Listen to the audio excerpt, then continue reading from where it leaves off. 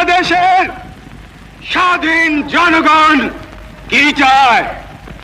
তারা চায় বেঁচে থাকবার অধিকার, যে অধিকার আল্লাহ এই দেশের জনগণকে দিয়েছে।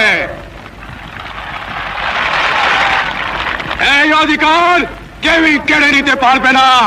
প্রিয় ভাইয়েরা, আমরা বেঁচে থাকবার মতো বেঁচে থাকতে চাই। আমরা চাই শান্তি, যাতে আমাদের দেশের সর্ব জায়গায় সব লোক শান্তিতে বসবাস করতে পারে, শান্তিতে কাজকর্ম করতে পারে, শান্তিতে ব্যবসা বাণিজ্য করতে পারে, শান্তিতে রাত্রেবেলা নিদ্রা যেতে পারে।